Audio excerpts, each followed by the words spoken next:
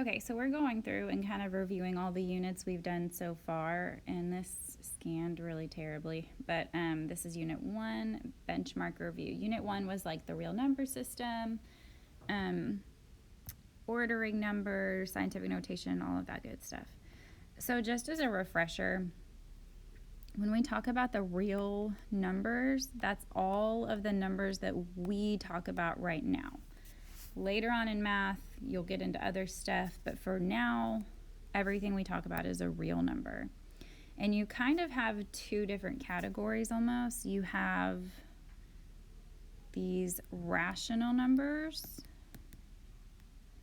and then you have irrational numbers. And then inside of those rational numbers is where we have our integers, and inside of that is where we have our whole numbers, and then inside of that is where we have our counting or natural numbers. And so the counting or natural numbers, those are like your numbers you count with. When you start counting, you start with 1, so that would be 1, 2, 3, and all the way up. So then in the whole numbers, it includes, just like it shows in the picture, all of those counting numbers, 1, 2, 3, all the way up, plus 0. Okay, so it's everything inside of here plus 0. It's the only difference.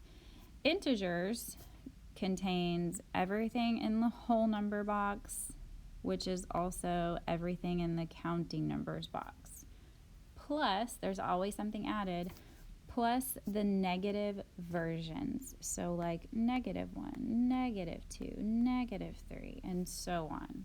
We still haven't hit decimals or fractions yet. We haven't hit any of those, okay?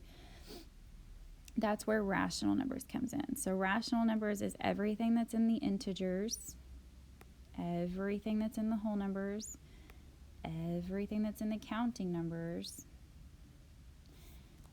plus decimals that come to an end, such as 2.5, okay, because that ends. There is no more numbers that come after that. Or numbers that repeat or have a pattern. So like 1.3333, boop, boop, boop, boop, boop. If I asked you what number was going to come next, you would be able to say 3 because that's the pattern.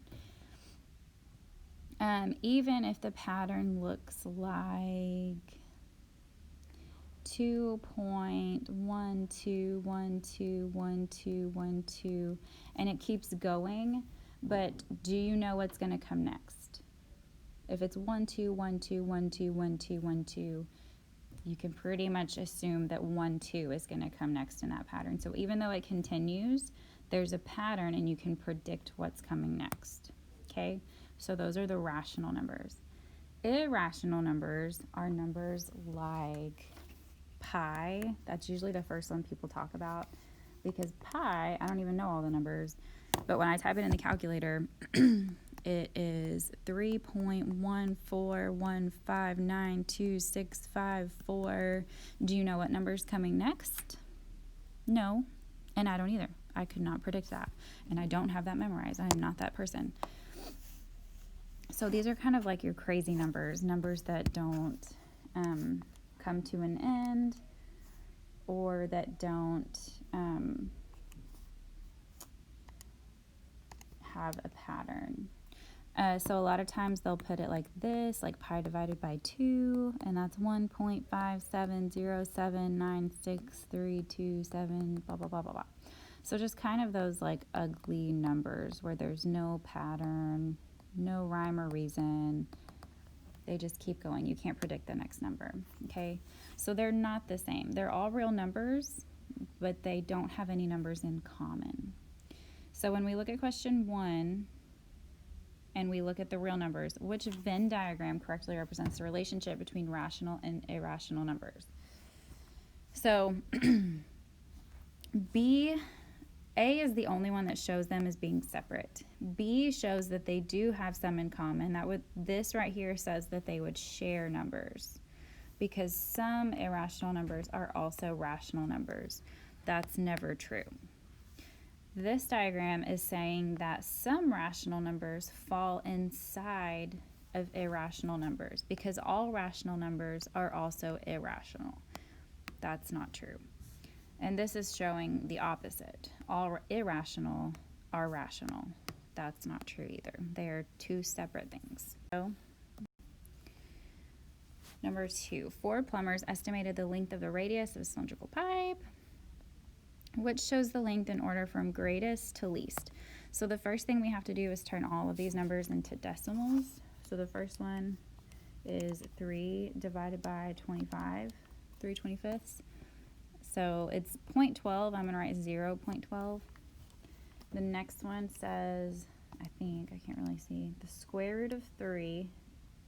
And make sure when you do the square root, then you arrow over, so you're not underneath the square root, divided by 11. And that gave me 0.15. The next one, 9 divided by 100 is 0.09. And the last one is pi divided by 24. And so that is 0.13. Okay, so we want to see greatest to least. So we're going to look at our numbers. They all start with 0. So that doesn't help us. Now we go to the next number over, and we've got 1, 1, 1. So those are all 3 bigger than 0, but that doesn't help us narrow it down to just one number. So now I have to go to the next number over, and just looking at those ones, I've got 2, 5, and 3. So out of 2, 5, and 3, 5 is the biggest. So the square root of 3 over 11 is the greatest. So I'm going to go ahead and get rid of A and get rid of C. Okay, so then my next biggest. Out of 0.112 and 0.13, 0.13 is my next biggest number. And that was pi over 24. And D does not show that, so I can go ahead and get rid of that. 0.0. Least to greatest on number 3. So the same thing, we're just going to write them in decimals. So number 1, or the first one, 37 divided by 6 is 6.16. So 6.16. And then we've got negative 5.17. Then the square root of 33 is 5.74. Negative 26 divided by 5 is negative 5.2. And then that's all of them. I'm going to line them up by their decimals to make it a little bit easier to compare. And then we have 5.74 and then negative 5.2. Okay, and I can add a 0. You can always add zeros. Okay, so least to greatest. Least, I can already see I've got 2 negatives, so it has to be one of these that's the least. And what's weird about negatives, you have to remember, the farther away it is from a positive number, or the farther away it is from 0, the smaller it is. So on a number line, this number, negative 5.20, is a bigger digit, but it would be farther away on a number line.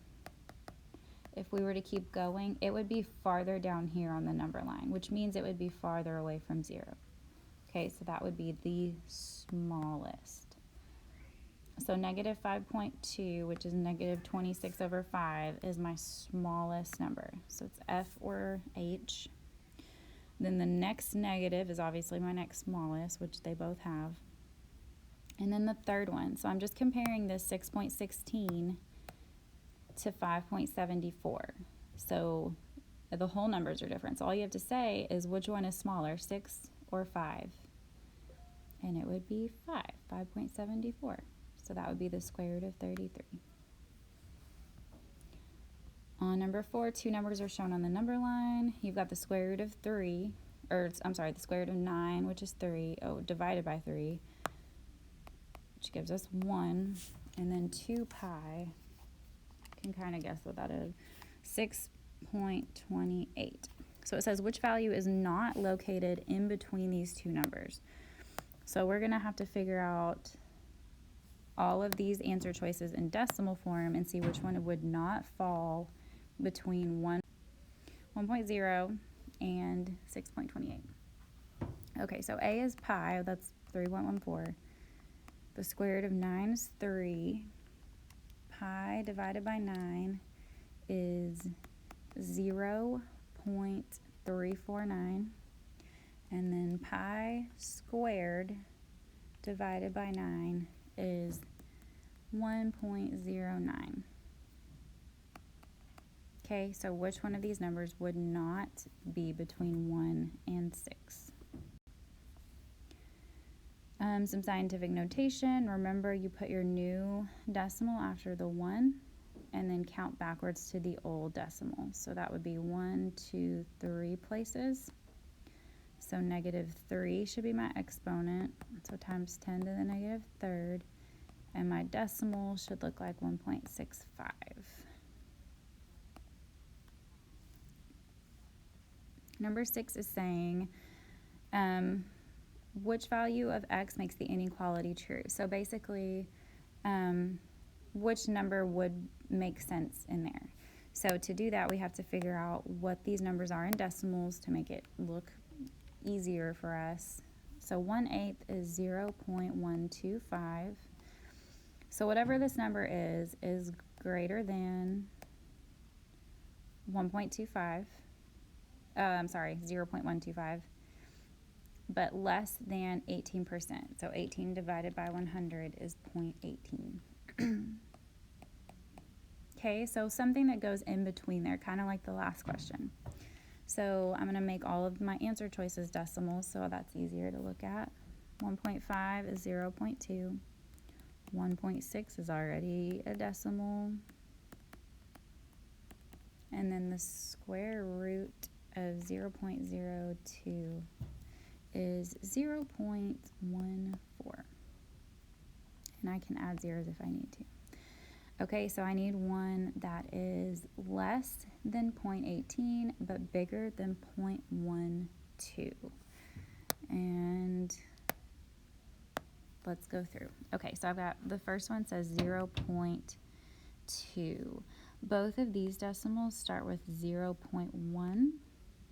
So already this 0.2 would be too big. So it can't be A. Same thing on B, it starts with a 1, okay? Both of these numbers start with 0. So already B would also be too big. On C, 0.09, again, I said each of these numbers has a 1 after the decimal. So 0 would be too small. So if we just look at this part of it, 14 would fall between 12 and 18. So that one works. Okay, this is another least to greatest. Turn all of these into decimals. Some of these already are. 2/3 is 0.66, 0.66. 5/8 is 0.625. And 65% is 0.65. And I'm going to add zeros just to fill in. Okay, least to greatest. All of those are 6s, so then the next smallest would be the 2 here. So 5/8. So it's between C and D. Scientific notation again. Your decimal goes here, and then we're going to count 1, 2, 3, 4, 5. And since it's a small number and we counted to the left, -5 is my exponent. Greatest to least, biggest to smallest. 4 square root of 13 is 14.42. 14 and 2/5 would be 14.4. And then you've got 14.33. Greatest to least, you're going to have to look at the decimal numbers. Least to greatest, same thing. You've got 5.78. negative 5.9. I think that says 58%. Yes, so that would be 0.58. Negative 23 divided by 4 would be negative 5.75.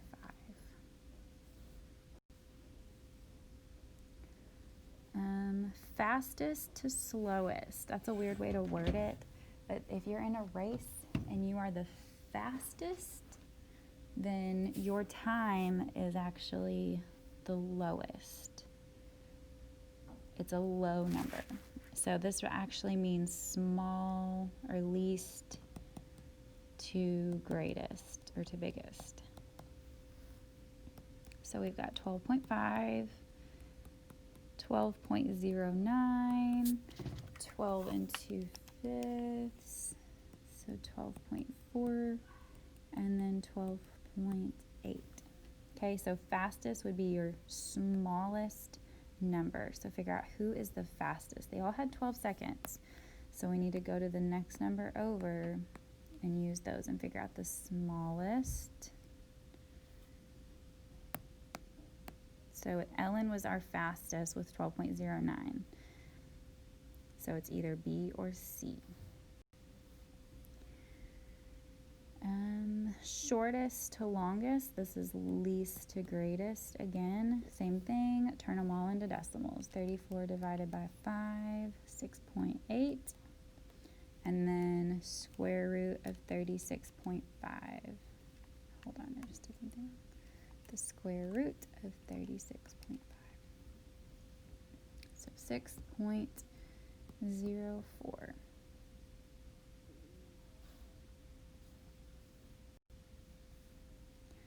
Okay, another scientific notation.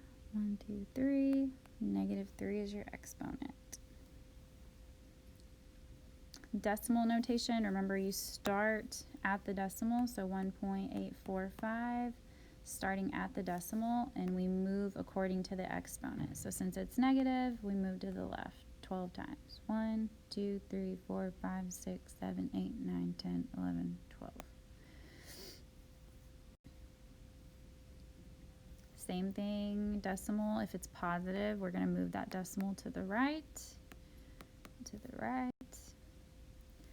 Negative exponent moves to the left, negative moves to the left.